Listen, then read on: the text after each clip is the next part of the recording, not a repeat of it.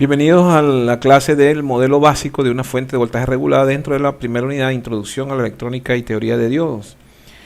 En esta ocasión vamos a hacer referencia entonces a los elementos que conforman dicho modelo, el modelo de una fuente de voltaje regulada de corriente continua, y debemos comenzar diciendo que todo circuito electrónico requiere para su funcionamiento suministro de energía.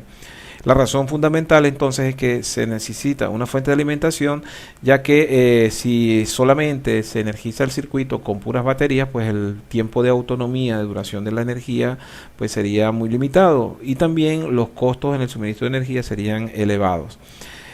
Por lo general, los sistemas con baterías se utilizan cuando el consumo del dispositivo electrónico es significativamente bajo. Por otra parte, la fuente de energía primaria más frecuente es la energía de corriente alterna, la red comercial. Pero tienen una característica senoidal que no puede ser aplicada directamente a los sistemas de corriente continua que conforman los llamados dispositivos electrónicos. Por lo tanto, se necesita hacer una adecuación de ese voltaje de corriente alterna de la red comercial para que pueda ser utilizado por los dispositivos electrónicos que consumen corriente continua. También es importante acotar que el 80% de la energía eléctrica que se produce a nivel mundial es corriente alterna, mientras que el 80% de la energía que se consume es continua. Entonces se requiere hacer una adecuación. Y esta adecuación que permita consumir energía de corriente continua a partir de la energía de corriente alterna se hace a través de un modelo de una fuente de voltaje regulada que transforma la corriente alterna en corriente continua. Aquí tenemos una fuente primaria de corriente alterna donde se observa una señal senoidal. Posteriormente esa señal senoidal es aplicada a un sistema de transformación cuyo elemento principal es el transformador, y ese dispositivo reduce la amplitud de la señal de la fuente primaria de corriente alterna. Seguidamente la señal transformada pasa por un sistema de rectificación, y en ello entonces se implementa un circuito a base de diodos denominado circuito rectificador, que transforma la corriente alterna en corriente directa pulsante, es decir, puros ciclos positivos con una sola polaridad. Posteriormente pasa a través de un filtro pasivo a base de capacitores, y esa señal tiende a linealizarse, sin embargo permanecen algunas oscilaciones como se observa en la gráfica. Para ello entonces finalmente los modelos de fuentes de voltaje de corriente continua utilizan como etapa final un regulador que linealiza por completo y hace entonces que la señal de salida hacia el elemento consumidor o carga sea una señal de corriente continua. Este que está acá entonces, este gráfico, representan las 4 fases básicas fundamentales de un sistema para la implementación de una fuente de voltaje de corriente continua. Es importante acotar que la energía eléctrica puede evaluarse desde el punto de vista del voltaje o de la corriente, y que es una señal que cambia periódicamente en función del tiempo, describiendo lo que se conoce como una señal senoidal periódica. ¿Qué quiere decir esto? Que la señal comienza desde el punto cero, llega hasta un punto máximo, luego decrece otra vez hasta cero en un recorrido de oscilación de igual a pi, es decir, media circunferencia.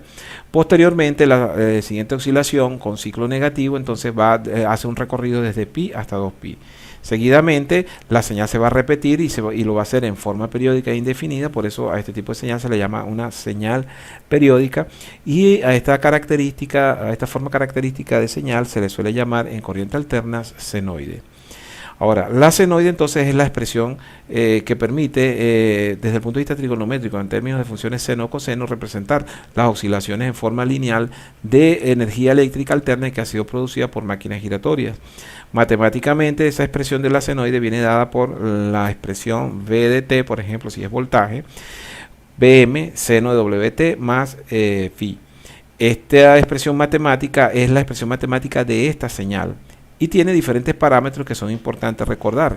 En primer lugar, el valor máximo, que es el punto máximo que alcanza justo en pi medio, valor máximo positivo, o justo en 3 pi medio, valor máximo negativo, que alcanza la señal. En general, este tipo de valores es un valor fijo, y que viene expresado en voltios o en amperios según el tipo de señal que se esté analizando.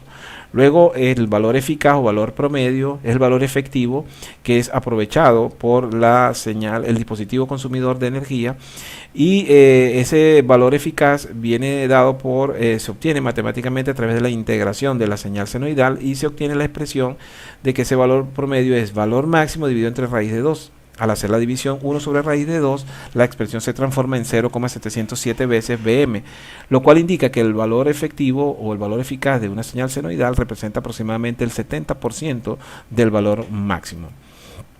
Y la frecuencia entonces hace referencia a la velocidad con la cual se mueve la señal. Y esa velocidad por lo general es medida en ciclos por segundo y recibe en términos prácticos la unidad el nombre de Hertz o en forma abreviada Hz. Esta es una velocidad cíclica que indica en forma lineal cuántas veces por unidad de tiempo oscila la señal de corriente alterna que estemos analizando. El periodo de la señal, que es otro de los parámetros importantes, entonces es el tiempo que dura un solo ciclo. Y ese periodo hace referencia a el tiempo que hace el recorrido de la señal desde 0 hasta 2pi. Hay una relación entre el periodo y la frecuencia que indica que el periodo es el inverso de la frecuencia y viceversa. La frecuencia es el inverso del periodo. Y este parámetro importante que está acá presente en la expresión matemática, así como está el valor máximo, es la velocidad angular, que es el número de oscilaciones en radianes por segundo de la señal. Esa expresión relaciona en términos de 2pi la frecuencia lineal, por lo tanto W es igual a 2πf, y de acá podemos estimar que la frecuencia sería W sobre 2pi, haciendo un despeje. También es importante acotar que este ángulo phi representa las fases del sistema. En nuestro caso, como vamos a trabajar con sistemas monofásicos, pues por lo general siempre vamos a hacer referencia a que ese ángulo vale 0 grados. Aquí vemos un ejemplo de un tomacorriente, por ejemplo en el hogar, que tiene 120 voltios eficaces, por lo tanto el valor máximo sería 120 por raíz de 2, es decir 169,7. Si observamos la señal senoidal, veríamos entonces que para un valor promedio de 120, el valor máximo justo en pi medio tendría un nivel aproximadamente de 169,7.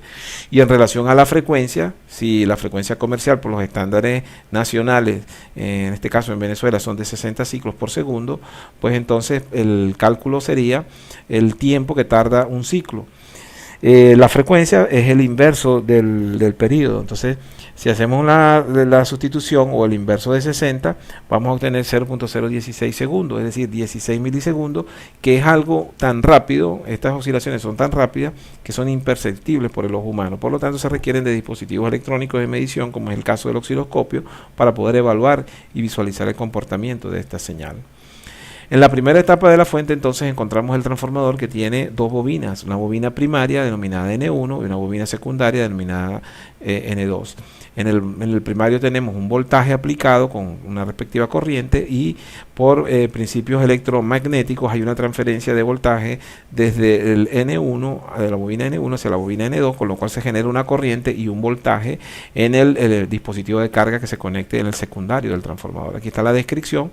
N1 es el número de conductores en la bobina primaria, N2 el de la secundaria, B1 voltaje de la bobina primaria y B2 el voltaje de la bobina secundaria. Y la ecuación que se muestra a continuación es una expresión matemática que relaciona a este dispositivo, los parámetros de este dispositivo, donde dice que el voltaje de salida, que sería B2, es N2 sobre N1 por el voltaje de entrada.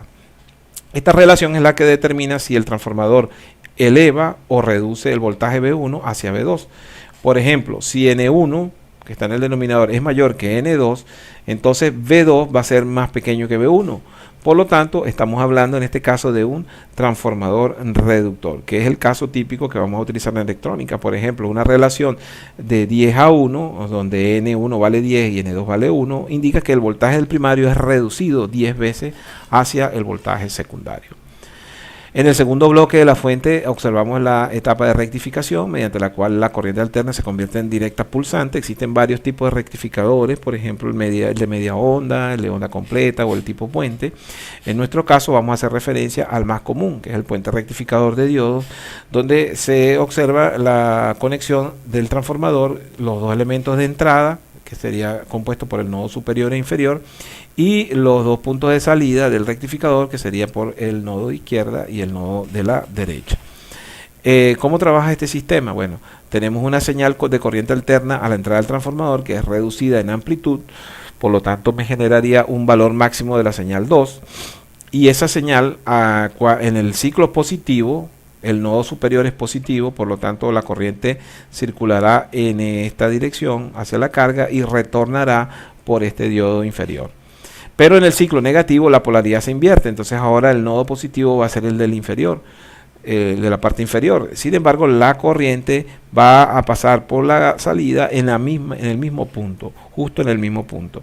Es por esa razón que tanto para el ciclo positivo como para el ciclo negativo de B de entrada, los voltajes de salida siempre serán positivos. Esto indica que esta señal es la señal de corriente directa pulsante, cuyo valor es siempre el mismo, porque es un valor repetitivo y de una misma polaridad. Por otra parte, el parámetro B2M menos 1.4 indica que cuando este diodo está conduciendo y este también, hay dos diodos conectados en serie con lo que se conecte aquí como carga o elemento consumidor. Por ende, la reducción de voltaje máximo a la salida será de B2M menos 1.4. Y esta ecuación que está aquí, pues sería entonces la integración para obtener el valor promedio de esta señal de corriente directa pulsante, que sería 0,636 veces el valor de B máximo, que sería B2M menos 1.4. Esto indica que en una señal rectificada de onda completa o tipo puente, en un rectificador tipo puente, se aprovecha el 63,6% del valor máximo de la señal aplicada a la entrada del rectificador. Y en la salida, donde se obtiene el rectificador, se conectará a la tercera etapa, que se conoce como el filtro. El proceso de filtrado es transformar la corriente directa pulsante en una señal lo más continua posible. Para ello entonces tenemos el transformador, el rectificador, y aquí tenemos un capacitor cuya función es, a través del proceso de carga y descarga, tratar de linealizar el voltaje que se va a aplicar a la resistencia de carga. Aquí observamos gráficamente la señal que en teoría entraría al rectificador, perdón, saldría del rectificador hacia el filtro, y en color rojo estamos remarcando entonces el proceso de carga y carga y descarga del capacitor, para ver entonces una pequeña oscilación en el voltaje de salida del capacitor, que sería el voltaje filtrado, que esa amplitud de esa pequeña oscilación se le da el nombre de voltaje de rizado, o también se le suele llamar ruido. Y su expresión matemática para calcularlo o estimarlo es el valor eficaz de salida, B sub 0 eficaz, dividido entre dos veces el valor de la frecuencia de la señal que se está aplicando por RL, la resistencia de carga, por el valor que se haya utilizado para el capacitor.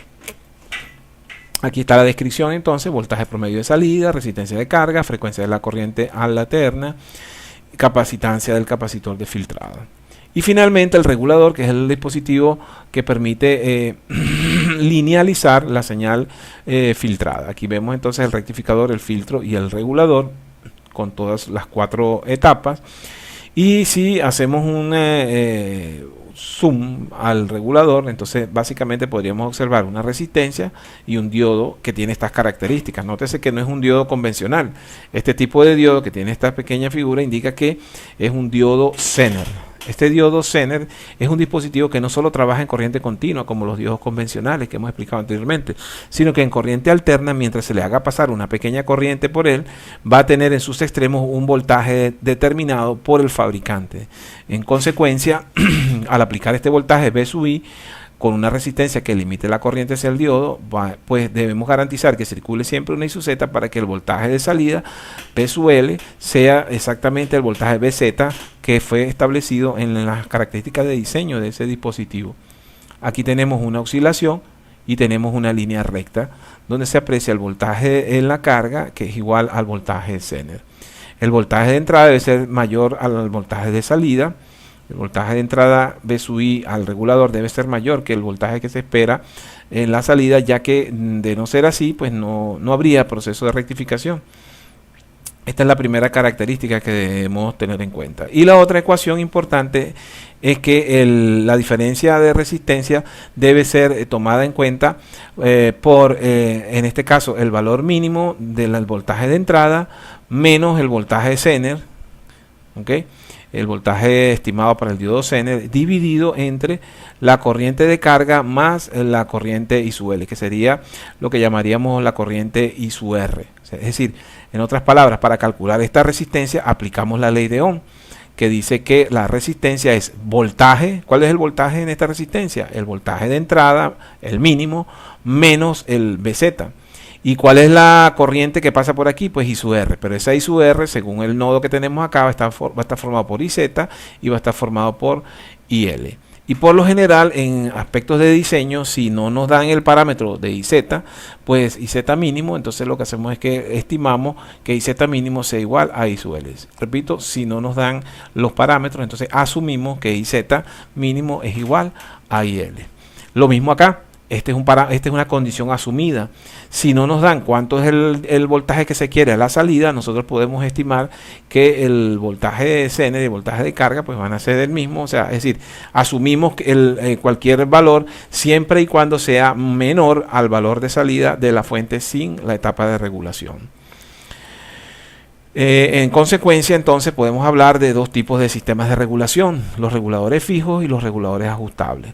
Los reguladores fijos, por lo general, generan un valor fijo de voltaje a la salida, mientras que los ajustables permiten unas variaciones. Aquí vemos, por ejemplo, un tipo de regulador llamado regulador integrado, que ya no los diodos Zener y resistencias están dentro del dispositivo, mientras que acá tenemos uno ajustable que puede cambiar su valor de salida. Y en relación a los circuitos integrados fijos, podemos observar algunas de las características, por ejemplo, la serie 78, la serie 79, donde se muestran las diferentes salidas comerciales de algunos de los dispositivos. Por ejemplo, la serie 78 muestra salidas desde 5, 6 hasta 24 voltios, y aquí están los parámetros mínimo y máximo que debe recibir como entrada el regulador integrado para que no tenga ningún inconveniente al momento de ejecutar el proceso de regulación. Aquí vemos, por ejemplo, que a nivel de catálogo se pueden encontrar entre los principales fabricantes de dispositivos electrónicos el regulador integrado con National Semiconductor, Fairchild, Texas Instruments, Motorola, entre otros. Y los reguladores integrados ajustables, pues entonces permiten cambios en la salida, ¿verdad? Por ejemplo, entre un valor de 3 a 40, que sería el valor de entrada, la regulación sería desde 1.2 hasta 37, o desde 1.2 hasta 32, etcétera, de acuerdo a las características que se deseen. Acá vemos un circuito integrado 7805, un integrado fijo. En este caso, si es el LM7805, la salida sería de 5 voltios. Este sería el circuito de conexión. Y aquí sería la forma como se integraría. Aquí está el puente rectificador con su filtro. Aquí estaría la forma de conectar el 7805, pero ahora incorporándole un potenciómetro, pues permitiría hacer una variación desde 5 hasta 24 voltios en la etapa de salida. Entonces tendríamos un regulador integrado fijo y tendríamos un regulador integrado con salida variable, implementado ambos con el mismo circuito 7805. Y aquí tenemos uno ajustable, el 317, que es un circuito que permite en este caso regular desde 1.2 hasta 25 voltios la salida. En este caso, entonces, finalizamos con la parte correspondiente a las fuentes de voltaje, y para concluir, es importante entonces que realicen las pruebas, asignaciones o pruebas indicadas por el profesor en la clase correspondiente a través del aula virtual. Saludos y nos escuchamos en otra ocasión.